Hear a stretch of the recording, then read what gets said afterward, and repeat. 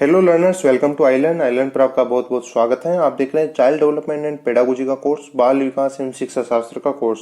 यह आपको CTET, REET, UPTET, MPTET, STET, JTET या किसी भी राज्य के टीटी का एग्जाम आप दे रहे हैं तो उसमें आपको काफी हेल्प करेगा। इसके अलावा आप और भी टीचिंग एग्जाम जैसे कि DSSS, KVS, इन एग्जाम्स के अंदर भी यह कोर्स काफी आपको हेल्पफुल रहेगा। नमस्कार, मैं हूं मयंक शर्मा। मेरे द्वारा ये कोर्स स्पेशली आपके लिए तैयार किया गया। अगर आपको कोर्स हेल्प कर रहा है तो आप चैनल को सब्सक्राइब करना मत भूलिएगा, वीडियो को लाइक और शेयर करना मत भूलिएगा। अपने ये सोशल मीडिया हैंडल्स है, यहाँ पे आपको अपकमिंग वीडियोस की जो अपडेट है वो रेगुलर आपको मिलती रहेगी। आप यूट्यूब, फेसबुक और इंस्टाग्राम पे अपने साथ जुड़ सकते हैं। खास सेक्शन अपन ने शुरू किया है आइलैंड क्विज के नाम से। ये आपके नॉलेज को बूस्ट करने के लिए है। जैसे ही आप ये लेसन देखते हैं तो इस लेसन से रिलेटेड जो क्वेश्चन है वो आप क्विज के माध्यम से सोल्व कर सकते हैं। इसका लिंक आपको डिस्क्रिप्शन बॉक्स में मिल जाएगा। लेसन की PDF अगर आपको चाहिए तो आप टेलीग्राम पे सर्च कर सकते हैं island+7 के नाम से। वहां पे आपको सारे लेसन्स की जो PDF है वो अवेलेबल है। अपना टॉपिक चल रहा था वृद्धि और विकास। इसमें अपन थे वृद्धि और विकास की अवस्थाओं में। अपन ने जाना शिशुअवस्था क्या है, शिशुअवस्था की विशेषताएं क्या क्या है। उसके बाद अपन ने जाना बाल्यावस्था, बाल्यावस्था की विशेषताओं के बारे में। आज अपन कवर करेंगे किशोरावस्था को। किशोरावस्था का सेक्शन शिशुअवस्था और बाल्यावस्था की तुलना में थोड़ा सा बड़ा है, क्योंकि इसमें एक तो मैक्सिमम जो डेवलपमेंट है वो होता है और सारे पक्षों को अपने को देखना पड़ता है। तो एक वीडियो के अंदर इसको कवर कर पाना थोड़ा सा मुश्किल होगा। इसको अपन 2-3 लेसन्स के अंदर इसको कवर करेंगे। आज अपन जानेंगे किशोरावस्था में वृद्धि और विकास आखिर कैसे होता है। सबसे पहले अपन देखते हैं कि किशोर आखिर हम कहेंगे किसे क्या। आप किसी को देखकर किशोर कह सकते हो या फिर किसी को उम्र के हिसाब से आप किशोर कह सकते हो। टेक्निकली क्या है, तो टेक्निकली अपने को देखना है तो इसमें देखिए एक बात आती है, बालक या बालिका में यौन संबंधी परिपक्वता अगर आ जाए, यानी कि बच्चे पैदा करने की अगर उनके अंदर क्षमता आ गई, यानी कि उनके अंदर शुक्राणु और अंडाणुओं का जो निर्माण है वो अगर स्टार्ट हो जाता है तो उसे अपने को किशोर कहना प्रारंभ कर देना चाहिए। और ये तो हुआ अपन उसको किशोर कहना प्रारंभ कर सकते हैं यहाँ से, लेकिन किशोरावस्था चलेगी कब तक, एंड कब तक होगा। तो होता क्या है, किशोरावस्था जैसे स्टार्ट होती है तो बालक का शारीरिक, मानसिक, सामाजिक, संवेगात्मक जो विकास है वह स्टार्ट हो जाता है। और ये जब क्या होगा, ये पर्याप्त रूप से परिपक्वता अर्जित कर लेंगे ना ये सारे विकास, और समुदाय में वो एक प्रौढ़ व्यक्ति की तरह व्यवहार करना स्टार्ट कर देगा, तो उसे अपन क्या करेंगे, किशोर के स्थान पर प्रौढ़ व्यक्ति समझना स्टार्ट कर देंगे। तो जैसे ही वह प्रौढ़ व्यक्ति बना, उसकी किशोरावस्था वहां पे एंड हो जाती है। तो बच्चे पैदा करने की क्षमता जैसे आएगी वहां से किशोरावस्था स्टार्ट होगी, और उसका व्यवहार एक प्रौढ़ व्यक्ति की तरह हो गया, वहां किशोरावस्था एंड हो जाएगी। इसके बाद देखिए किशोरावस्था का समय क्या है। तो समय के मामले में बहुत सारे विवाद है और पर्टिकुलर आप एक समय तय नहीं कर सकते हैं। क्यों? क्योंकि देखिए जो बच्चे पैदा करने की क्षमता को अपन मानते हैं कि वहां से किशोरावस्था स्टार्ट होती है, तो ये जो क्षमता है अलग अलग देशों में अलग अलग जो वातावरण है उसके अकॉर्डिंग चेंज हो जाती है। वातावरण का फर्क पड़ता है, इन पे परिपक्वता पे भी वातावरण का फर्क पड़ता है। अब जैसे कि यूरोपीय और अमेरिकन जो देश हैं उसके अंदर जो किशोरावस्था में लड़कियों की जो स्टार्टिंग एज है वह मानी गई है 13 साल, एंड एज है यानी कि प्रौढ़ उनको माना जाता है 21 साल के बाद। लड़कों में 15 साल से किशोरावस्था की स्टार्टिंग एज मानी गई है और एंड एज यानी कि प्रौढ़ व्यक्ति वो बन जाते हैं 21 साल के। लेकिन भारत में क्या है, भारत की भौगोलिक स्थितियां थोड़ी सी अलग है। तो यहाँ पे क्या है, लड़कियों में किशोरावस्था की जो एज है वो बहुत जल्दी स्टार्ट हो जाती है, 11 साल से स्टार्ट हो जाती है, और 17 साल होते होते वह एक प्रौढ़ व्यक्ति की तरह व्यवहार करने लग जाती है।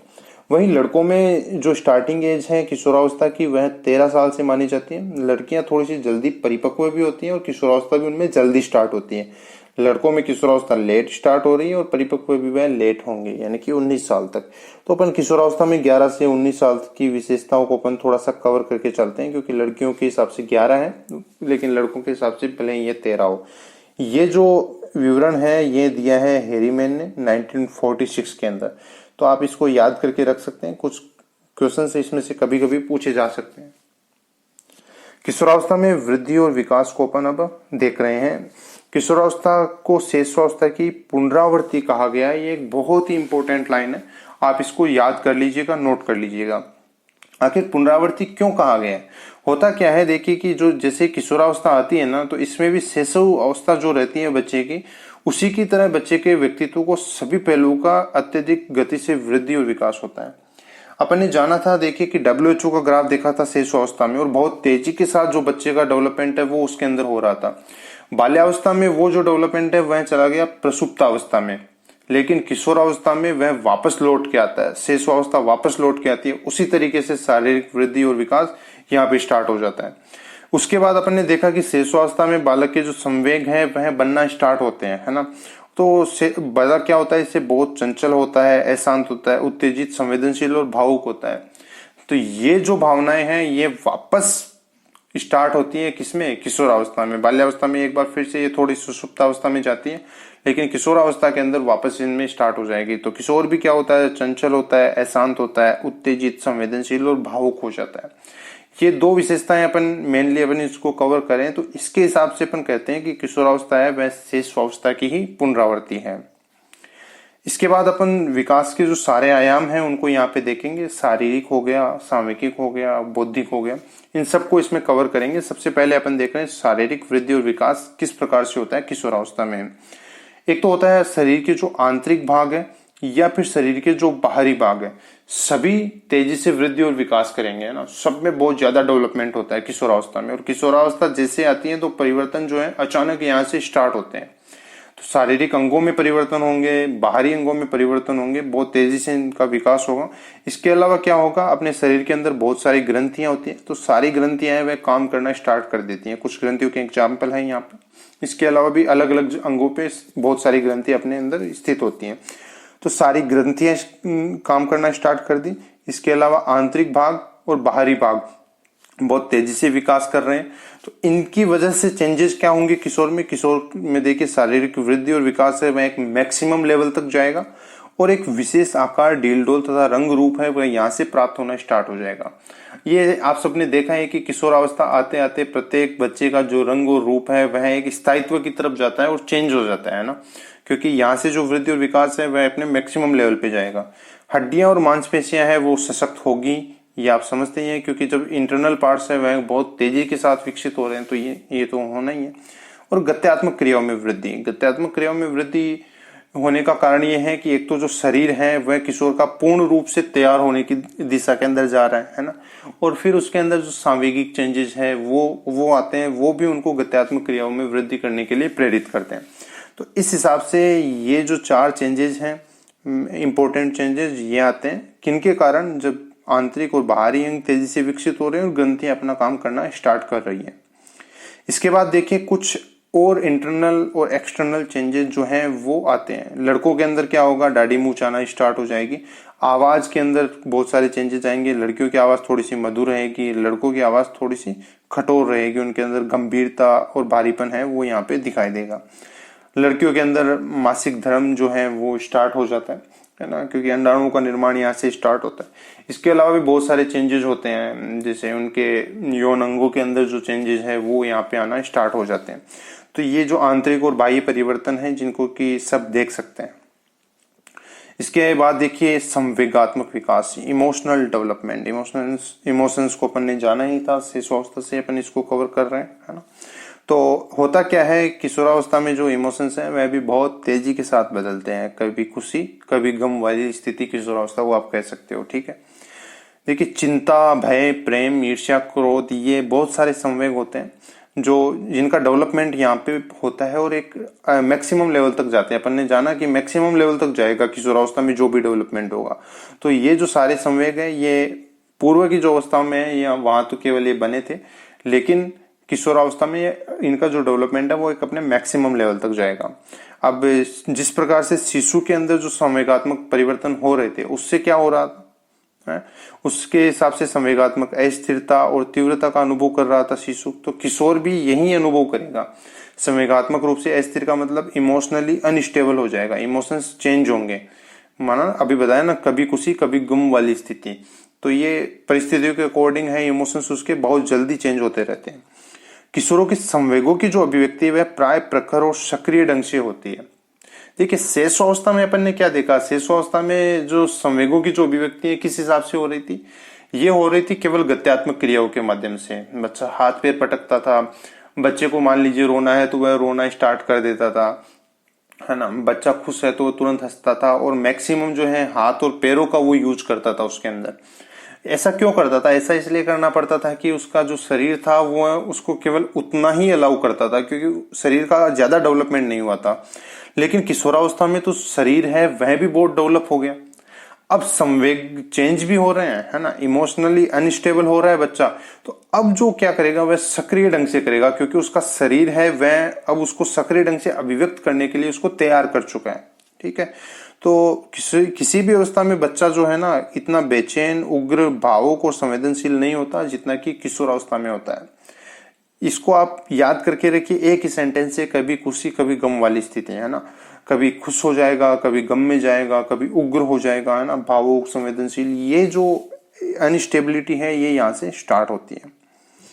इसके बाद देखिए एक रोज का कथन अपन देखेंगे, बहुत इंपॉर्टेंट है, इसको देखिए। किशोर का जीवन बहुत अधिक संवेगात्मक होता है, जिसमें हमें एक बार उसके अत्यधिक उग्र और निराशा की गहराइयों के बीच झूलते हुए व्यवहार के माध्यम से मानव व्यवहार के अनुकूल और प्रतिकूल दोनों पक्षों का ही मिला जुला रूप देखने को मिलता है। ठीक है, किशोर का जीवन बहुत अधिक संवेगात्मक होता है, ये अपन ने जाना अभी, है ना। उग्र और निराशा, उग्र कभी उग्र होगा कभी निराश हो जाएगा, ये जो इनके बीच है झूलता रहेगा, है ना, किशोर का जो व्यवहार है वो। और मानव व्यवहार के अनुकूल और प्रतिकूल, कुछ अनुकूल भी होता है, जैसे कि मान लीजिए इमोशनली अगर वहां से स्टेबल होना स्टार्ट हो, आपको बहुत सारे अनुकूल चीजें भी इसमें से आती है, ऐसा नहीं है कि सारे ही प्रतिकूल इसमें आएंगे। तो इनका जो मिला जुला रूप है वो यहाँ पे अपने को देखने को मिलता है।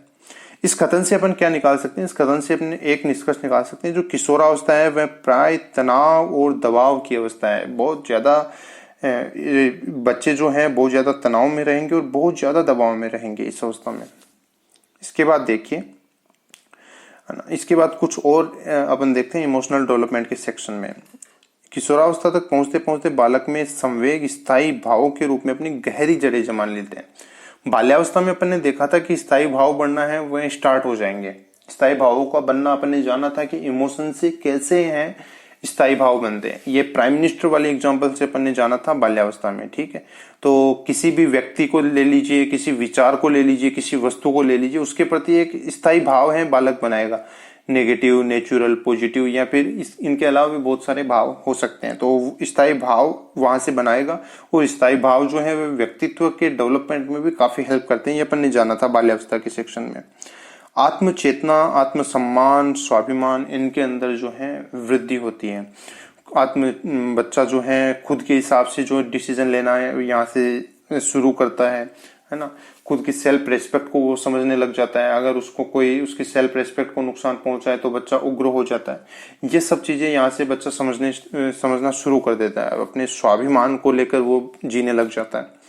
इसके अलावा क्या होता है, समूह भक्ति, है ना, ग्रुप में रहता है बच्चा। इनको अपन बोलते हैं पीर ग्रुप, अभी इसको अपन आगे जानेंगे, है ना। और एक होता है प्रेम।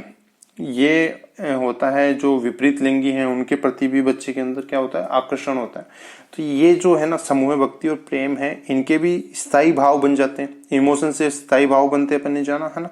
ये भी बन जाते हैं, और ये अधिक विकसित होकर क्या करते हैं, बच्चे को भावुक बना देते हैं। बहुत भावुक होते हैं किशोर। और इसीलिए अपन ने देखा है ना कि किशोरावस्था के अंदर ही मैक्सिमम जो सुसाइड के केसेज हैं वह किशोरावस्था के अंदर हो रहे हैं, है ना। तो बहुत ही क्रिटिकल सिचुएशन होती है किशोरावस्था में, और किशोरों को संभालना बहुत जरूरी होता है, क्योंकि जो संवेगात्मक जो चेंजेस हैं वह बहुत कुछ करा सकते हैं उनसे। ठीक है, इसके अलावा क्या होता है, जो भी किशोर अनुभव करता है ना उसको बहुत गहराई से अनुभव करता है, बहुत डीपली उनके अंदर चला जाता है। और उनकी प्रतिक्रिया भी है वह उग्र ढंग से करता है, क्योंकि उसका शरीर है वो नया नया उसका तैयार हुआ है, नया नया जोश उसके अंदर है। इमोशनल चेंजेस जो हो रहे हैं ना उनको बहुत उग्र तरीके से अभिव्यक्त करेगा। तो उग्रता इस अवस्था में रहती है ना। तो संवेगात्मक रूप से बहुत ही सेंसिटिव अवस्था है, इसके अंदर किशोर को हेल्प करना बहुत जरूरी होता है। इसके बाद आता है सामाजिक विकास, है ना। अपन देखते हैं किशोर में सामाजिक विकास किस तरीके से होता है। तो एक तो सामाजिक उत्तरदायित्व की जो भावना है वो उसके अंदर आएगी, और जो समाज के नियम है उसके अनुसार खुद को ढालने का वो प्रयास करेगा। सामाजिक उत्तरदायित्व की भावना का मतलब समाज के जो और लोग हैं उनके प्रति उसकी क्या क्या जिम्मेदारी है उनको वो निभाने का प्रयास करता है। समाज के रूल एंड रेगुलेशन को समझने का प्रयास करता है, और उसके अकॉर्डिंग खुद के व्यवहार को डालने का प्रयास करता है। इसके अलावा क्या होता है, विपरीत लैंगिक आकर्षण, है ना, प्रेम वाली जो अवस्था है, लैला मजनू वाली अवस्था इसको आप कह सकते हैं। तो तो ये जो है ये भी बच्चे के अंदर किशोरावस्था के अंदर स्टार्ट हो जाता है, विपरीत लिंग के प्रति बच्चा आकर्षित होता है। इसके अलावा क्या होगा, इसके अलावा वय समूह जिनको अपन बोलते हैं पीर ग्रुप, है ना, उनसे खुद को जोड़ेगा। जैसे किशोरों के अलग अलग पीर ग्रुप होते हैं, पीर ग्रुप होते हैं वो, जैसे बाल्यावस्था जो होती है ना उसमें अपने मानते ग्रुपिंग वहां से स्टार्ट होती है, गैंग एज अपन उसको बोलते हैं। तो गैंग एज के अंदर क्या होता है, ग्रुपिंग तो होना स्टार्ट हो जाती है, लेकिन ग्रुप के अंदर जो बॉन्डिंग है ना वो इतनी ज्यादा नहीं होती। कुछ भी बात हो गई, ये ले तू मेरे पाले से बाहर हो जा, किसी को ये अच्छा लगा, बच्चा उसको अपने ग्रुप के अंदर शामिल कर लिया, तो बॉन्डिंग वहां पे इतनी ज्यादा स्ट्रोंग नहीं है। किशोरावस्था में वो बॉन्डिंग बहुत ज्यादा मजबूत हो जाती है ना, और किशोरावस्था की जो दोस्ती है वो एक लंबे समय तक चलती है। अब होता क्या है, जैसे कि मान लीजिए जो जिस ग्रुप में बच्चा है उस ग्रुप से बच्चे का तिरस्कार हो गया तो बच्चा कुसमायोजित हो जाता है। बच्चे के अंदर कुंठा की जो भावना है वो वहां से होना स्टार्ट हो जाती है, अंतर्मुखी हो सकता है बच्चा। तो इस तरीके के दुष्परिणाम जो है वो भी यहाँ से सामने आने स्टार्ट हो जाते हैं। जबकि बाल्यावस्था में पीर ग्रुप से तिरस्कार होने पे भी कोई दुष्परिणाम सामने नहीं आते थे, यहाँ पे बॉन्डिंग है वो थोड़ी सी ज्यादा मजबूत हो जाती है। इसके अलावा क्या होगा, किशोर जो अपनी स्वतंत्रता है उसमें किसी प्रकार की बाधा को स्वीकार नहीं करना चाहते, चाहे से माता पिता का परामर्श ही क्यों ना, उसको भी वो ठुकरा देते हैं। हाँ, ग्रुप जो है, समूह भक्ति जो है वो इसमें थोड़ी ज्यादा रहती है, तो वही समूह को परामर्श है उसको तो वो थोड़ा सा ज्यादा महत्व देते हैं। अब देखिए इसके अंदर अपन देखते हैं बौद्धिक विकास। बौद्धिक विकास किस तरीके से होता है, ठीक है। किशोर क्या करेंगे, उनमें तार्किक चिंतन होगा, सूक्ष्म और गहन विचार, हर चीज को तर्क की कसौटी पर कसना और हर चीज के बारे में सूक्ष्म और गहनता से चिंतन करना, ये जो गुण है ये यहाँ पे आ जाएंगे। एकाग्रता है वो बहुत ज्यादा डेवलप हो जाती है किशोरावस्था में। किशोर चाहे जिस विषय पे अपने आप को एकाग्र करके रख सकते हैं। इसके अलावा एक बहुत इंपॉर्टेंट लाइन आती है कार्य और करण संबंधी, कॉज एंड इफेक्ट, ठीक है। कोई भी काम करेंगे तो बच्चा उसके इफेक्ट को जानने का प्रयास करेगा कि ये कार्य करने से जो इसके नतीजे क्या हो सकते हैं। ये जो है ना, ये खोज इसी अवस्था में शुरू होती है और बहुत ही इंपॉर्टेंट लाइन है, इसको आप नोट करके रख लीजिएगा, याद कर लीजिएगा। कार्य और करण संबंधी जो खोज है वो कौन सी अवस्था में स्टार्ट होती है, किशोरावस्था में। प्रत्येक वस्तु को एक आलोचक की दृष्टि से देखता है। ये तो जब तार्किक चिंतन शुरू हो गया तो वो तो देखेगा ही आलोचक की दृष्टि से कि उसके नुकसान क्या क्या हो सकते हैं, तो आलोचक की दृष्टि से देख के फिर उसके ऊपर वो विचार करता है, ठीक है। एक देखिए बहुत इंपॉर्टेंट लाइन और आती है, जैसे कि भावना, बच्चा भावुक होता है, अपन ने जाना है ना। कल्पना की जो शक्ति है वो उसके अंदर आ जाती है। मौलिकता और जो उत्साह है वो तो होता ही होता है इस अवस्था में। तो ये सारी चीजें है ना, ये सब मिलके बच्चे के अंदर एक पर्सनैलिटी डेवलप करेंगे। किस हिसाब की पर्सनैलिटी हो सकती है, क्रिएटिव पर्सनैलिटी। लेखक बन सकता है, कवि, चित्रकार, मूर्तिकार, संगीतज्ञ, है ना, दर्शन शास्त्री, अन्वेषक यानी कि जो साइंटिस्ट वगैरह। तो इस तरीके की एक अलग सी पर्सनैलिटी जो है वह बच्चे के अंदर यहाँ से निकल के आती है। अब देखिए होता क्या है, जैसे मान लीजिए कल्पना है, उसकी निष्क्रियता है बच्चे में और उसका टारगेट नहीं, उसके पास कोई लक्ष्य नहीं है, तो बच्चा कैसा बन जाएगा, बच्चा बन जाएगा दिवा स्वप्न देखने वाला बन जाएगा और अकर्मण्य व्यक्ति बन सकता है, जिसके पास कोई काम नहीं है, बैठा रहेगा। इसके बाद देखिए बौद्धिक विकास के कुछ और पॉइंट्स। नायक पूजा, हीरो वर्शिप, ये इसको आप बोल सकते हैं फैन फॉलोइंग, है ना। आप इसको देखिए, जैसे ये मान लीजिए नायक है, ये उसके फैन है, तो जिस हिसाब से नायक करेगा उस हिसाब से उसके फैन करेंगे। तो नायक पूजा जो है वह किशोरावस्था में स्टार्ट होती है।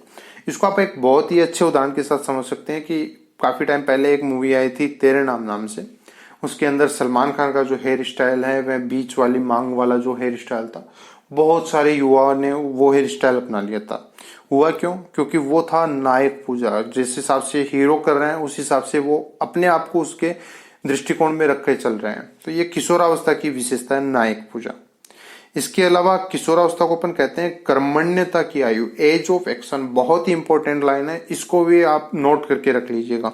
कर्मण्यता की आयु क्यों कहेंगे, कर्मण्य देखिए शेषावस्था में भी जो इमोशंस है वो चेंज होते हैं, लेकिन बच्चा कुछ कर नहीं पाता, है ना। क्यों, क्योंकि उसकी बॉडी तैयार नहीं है। अब किशोरावस्था में आते आते उसका शारीरिक विकास एक मैक्सिमम लेवल तक गया, उसका मानसिक विकास एक मैक्सिमम लेवल तक गया, है ना।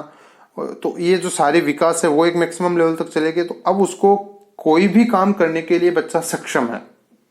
अब वो जो सोचता है ना वो करके देखना चाहता है। देखिए जो कुछ सोचते हो रुचि दिखा देना, उसे क्रिया रूप में परिणित करने के लिए काफी उग्र होते हैं। उसको चाहते हैं कि जो सोच रहे हैं वो कर जाए बस।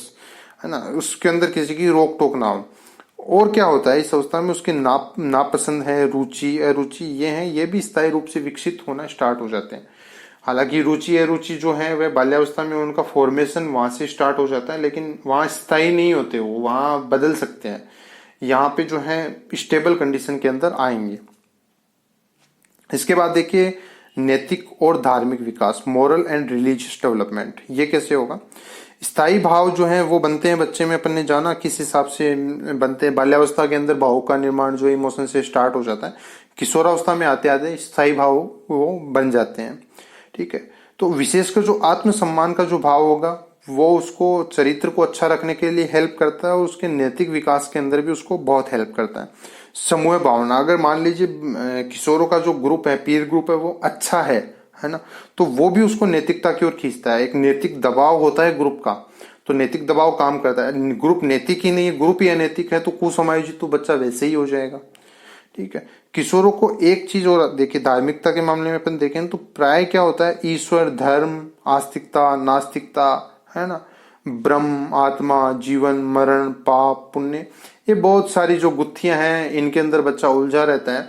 नया नया आता है दुनिया में, यहाँ पे आते किशोरावस्था में आते आते समझ जो है इनकी तरफ भी जाती है, तो इनकी गुत्थियों के अंदर बच्चा है खुद को उलझा हुआ महसूस करता है। ठीक है, इसके बाद आता है यौन संबंधी विकास, सेक्सुअल डेवलपमेंट। ये भी बेसिकली एक शैशवावस्था की पुनरावृत्ति है, लेकिन शैशवावस्था में यौन ग्रंथियां हैं उनका विकास होता है, यौन अंगों का विकास नहीं होता। यहाँ पे क्या होता है, यौन अंगों का विकास भी होना स्टार्ट हो जाता है, और यौन अंग भी विकसित हो जाते हैं, और यौन ग्रंथियां हैं वो भी काम करती है। ठीक है, तो यौन संबंधी जो विकास है वास्तविक रूप में जो है किशोरावस्था के साथ शुरू होता है, और किशोरावस्था के समाप्ति काल तक सर्वोच्च शिखर पर पहुंच जाता है। शेषावस्था की तरह वही तीन अवस्था इसमें आती है, आत्म प्रेम की अवस्था, समलैंगिक संबंधों की अवस्था, विपरीत लैंगिक संबंधों की अवस्था। इसमें थोड़ा सा अलग होता है, शेषावस्था से अलग कैसे होता है। आत्म प्रेम की अवस्था में जैसे मान लीजिए किशोरावस्था स्टार्ट हुई तो उसके यौन अंगों के अंदर चेंजेस आना स्टार्ट होगा, तो बच्चा वहां खुद के यौन अंगों को देखना और उनके अंदर होने वाले चेंजेस को देखना, तो वो आत्म प्रेम की अवस्था के अंदर रहता है। इसके बाद जैसे जो मिडिल स्टेज जो आती है किशोरावस्था की, तो उसमें आता है समलैंगिक संबंधों की अवस्था। उसमें बच्चे क्या करते हैं, आपस में एक दूसरे के जो फ्रेंडशिप जो सर्किल होता है उसके अंदर वो यौन अंगों के ऊपर चर्चा करते हुए पाए जाते हैं। और जैसे ही जो ये अवस्था पूरी होती है, और जो एंड पीरियड जो आता है किशोरावस्था का, उसमें आती है विपरीत लैंगिक संबंधों की अवस्था। ये तो अपने जाना ही था, जो प्रेम वाली जो अवस्था है, तो इसके अंदर जो सक्रिय रूप से जो विपरीत लैंगिक है जो है उनके उनके प्रति बच्चा आकर्षित होगा, और खुद को विपरीत लिंग जो लैंगिक जो पर्सनैलिटी है उसके लिए वो खुद को तैयार करता है ना, वो चाहता है कि विपरीत लिंगी जो है उसके प्रति आकर्षित हो। तो ये जो है किशोरावस्था के एंड के अंदर ये सिचुएशन आती है। तो ये तीन अवस्थाएं हैं, ये आती है बेसिकली यौन विकास संबंधी अवस्थाओं में। तो इस तरीके से अभी जो हमने जाना कि किस तरीके से जो किशोर है उसका डेवलपमेंट हो रहा है ना, वृद्धि और विकास किस तरीके से हो रहा है। अभी बहुत सारी किशोरों की जो विशेषताएं हैं उनको जाने के, टीचर्स को किस हिसाब से किशोरों को मैनेज करना है वो अपन जानेंगे अगले पार्ट्स के अंदर। तो उम्मीद है आपको ये कोर्स पसंद आ रहा होगा। अगर वीडियो आपको पसंद आया है तो लाइक और शेयर करना मत भूलिएगा। आइलैंड के साथ जुड़ने के लिए चैनल को सब्सक्राइब करके रखिए। बहुत बहुत शुक्रिया आपसे।